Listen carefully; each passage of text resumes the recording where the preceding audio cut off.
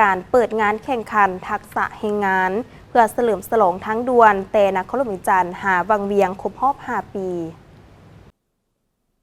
ในวันที่26 เมษายน 2025ได้มีพิธีเปิดงานแข่งขันทักษะแห่งงานอยู่ที่สถานีเก็บเงินนครหลวงจันทร์โดยการเข้าร่วมของทานนางภูวันเพชรสมภูรองประธานสหพันธ์กรรมบาลนครหลวงจันทร์ทานเจียงหลงเฟยอำนวยการบริษัทร่วมทุนพัฒนาทั้งดวนลาวจีนจำกัดมีหัวหน้าแขนงปกป้องแรงงาน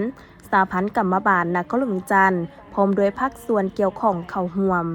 ในพิธีทานเจียงหลงเฟยได้มีคำเห็นกล่าวต่อพิธีว่าการจัดงานแข่งขันทักษะแห่งงานในครั้งนี้เพื่อเฉลิมฉลองครบรอบ 5 ปีของทั้งดวนแต่นครหลวงจันทร์หาวังเวียงเพื่อแสดงให้เห็นถึงความสามารถของพนักงานทั้งเป็นการยกระดับความสามารถด้านการปฏิบัติเวียกงานของพนักงานอย่างรอบด้านส่งเสริมการแลกเปลี่ยนและการร่วมตัวทางด้านวัฒนธรรมระหว่างพนักงานคนจีนและคนลาวกระตุ้นความกระตือรือร้นในการเฮ็ดเวียกและการค้นคิดประดิษฐ์สร้างของพนักงานสำหรับเนื้อในการแข่งขันแม่นประกอบมีแข่งขันทักษะการแก้ไขเหตุสุดวิสัย